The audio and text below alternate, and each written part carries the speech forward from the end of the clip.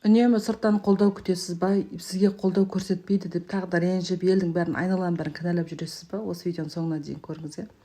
Негізінде біз көбінесе сырттан іздейміз, вниманияны сырттан іздейміз, қолдауды сырттан іздейміз, бауырларымыздан, жақындарымыздан, жолдасымыздан. Тек қана өзіңнен емес. Негізінде бұл өмірде жалғыз келдік, жалғыз кетеміз, оны признавать ету керек, мойындау керек. Жалғыз келіп, жалғыз кетесің. Құдай сақтасын, басында ауыршылық болған кезде, сен бір өзің қаласың, жалғыз қаласың. Мен осы өмірде неше түрлі қиыншылықтарда қалып көргенмін. Мен жалғыз басты ана болып та ажырасып қалып көргенмін, үйсіз күйсіз де қалғанмын, қарызбен де, аурумен де көргенмін да. Сол кезде сенің қасында тек қана әкең мен анаң ғана болады, өйткені олар сені жақсы көреді. Баласын, сені қиналғанды қаламайды, барынша саған қолдау көрсетеді. Бауырларың енді сені басында аяйды, мүсіркейді, кішкене жылы сөздерін айтады, одан кейін сенің қасында көп қалмайды. Өйткені әркімнің өзінің тіршілігі бар, өзінің өмірі бар, өзінің отбасы бар деген сияқты.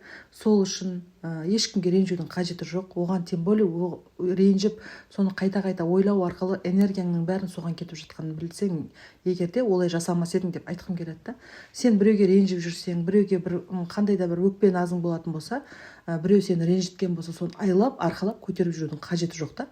Мен сізге кеңес бергім келіп отыр. Үнемі ренжіп, айналасынан поддержка іздеп жүретін адамдарға.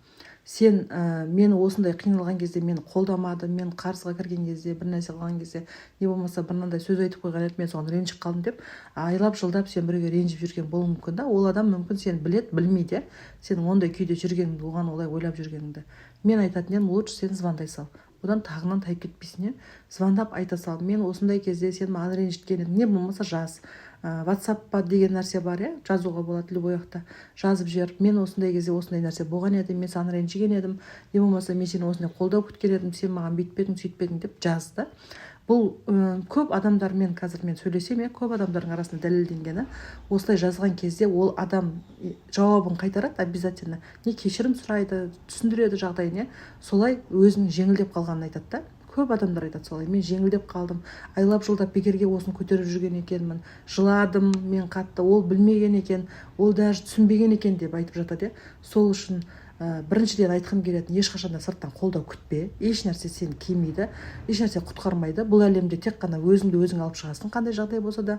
Лучше далаға жұмсаған энергияңды, біреуге ренжіген энергияңды, жұмсаған күшіңді, ойыңды өзіңе жұмса. Өзіңе сарып қыл, соны өзіңе сал, сен оның қарымтасын обязательно аласың. Өзіңе салған кезде оның нәтижесі болады. Өзіңнен іздеген кезде, өзіңмен ізденгенде, өзіңді дамытқан кезде, өзіңмен жұмыс істеген кезде.